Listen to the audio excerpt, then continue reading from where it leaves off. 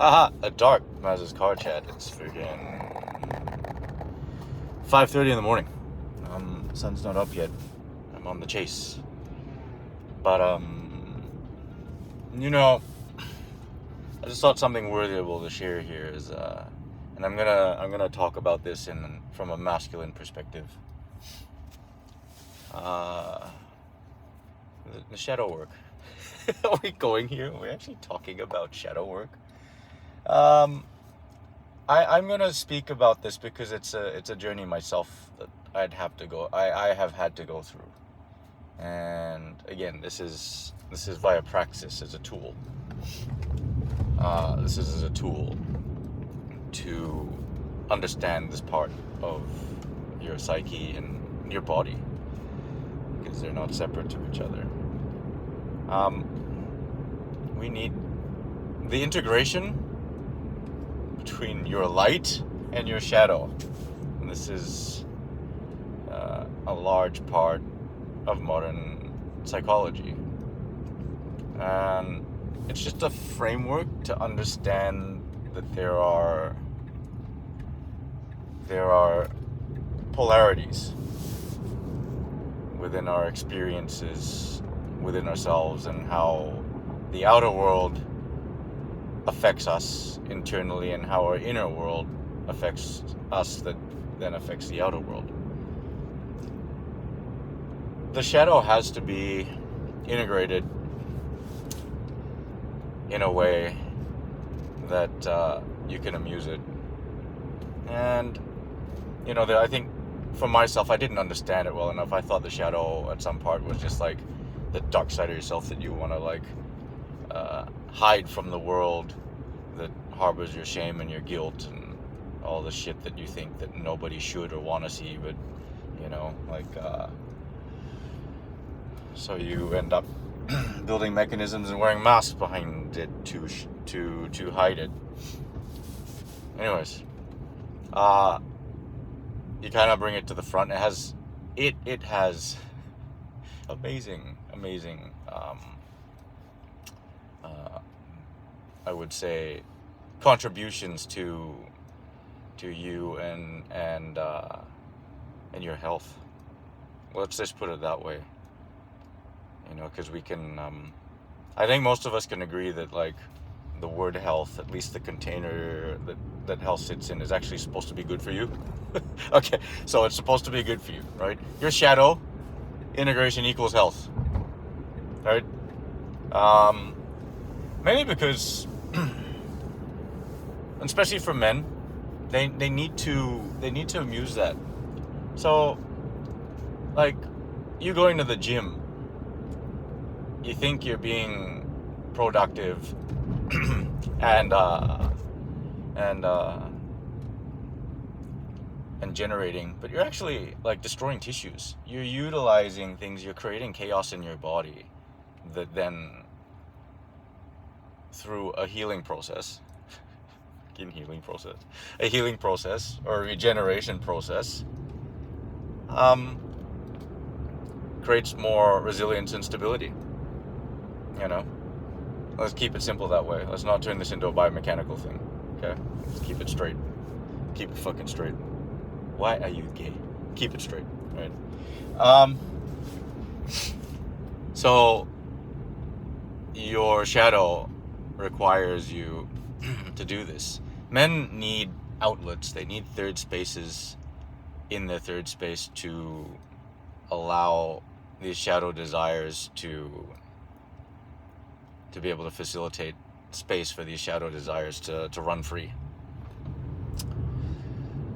The shadow desires is like your inner rebel, your fucking anarchist, your controlled anarchist that wants to burn the whole fucking house down, wants to burn the world down and freaking cause ripples and just earthquakes with every step that you take. I think it's pretty fucking cool. I think the misconstrued part of this is when your shadow work is like guys running off and fucking cheating on their partners and doing all sorts of dumb shit, fucking whatever else. We can just, you understand that frame. That's what I'm talking. This is what I want to distinguish. it doesn't change what the shadow is, but it changes the understanding of what it does. One has an effect that you doesn't hurt anybody else. And if it does hurt them, it's their perception of it rather than the actual actions of it. You know, there's a moral compass that needs to be set and installed into this conversation here as well, right? Because now you're talking about socially, but all men, back to the point, need a third space to be able to let their shadows run free. And if we don't have it, the shadows destroy our bodies. That need to be able to create these things happens. This is why men go fishing. It's not generation, it's like placating the shadow, right? They need to go hunting. They need to go to the gym. They need to play combat sports. They need to fucking be alone in the jungle and climb trees. They need to go off wherever it is, ride a fucking bike for 50 kilometers into the hills and just destroy their freaking nervous systems that don't recover for 4 days. This is a necessity for men.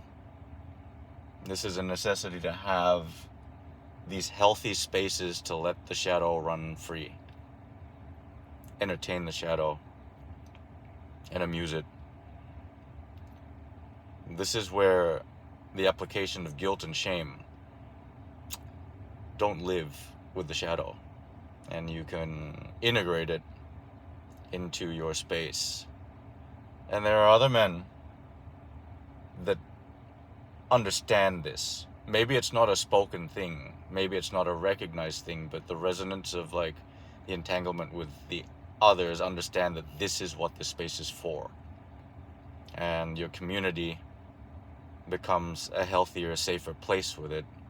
Your family life becomes a healthier space with it, because then your partner and your children, your rest of your family don't have to deal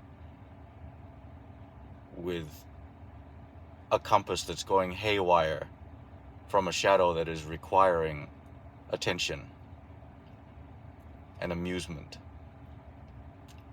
So it's the responsibility of men to recognize this and find these spaces to amuse this part of the inner self, which everyone has, right? The duality is we have the spectrums of build and destroy. You have relative something that gets destroyed to a relative nothing and rematerializes to become a relative something again. This is the cycle. And if you want to call it light and dark, you can call it that, but it's like this alchemic or transmutative balance. Not balance. It's not fucking balance. It's exchange and transmission between these dualities. And to call one like light and dark or dark and light, it's like one's not necessarily good or bad. They're just there. It's a duality, you know. You don't need to container them as like good or bad, because that just ends up becoming a social thing, you know. But the social part of this is another topic to be discussed, as the part that makes us inherently human is connection to others. We can't express these features or learn to judge without them around. That's another chat for another day. But guys, go sort your shit out. You know, go sort your shit out. Don't depend on others to pander to your shadow. You have to integrate that into your life and find your way to be able to integrate that into your life, and life just gets better.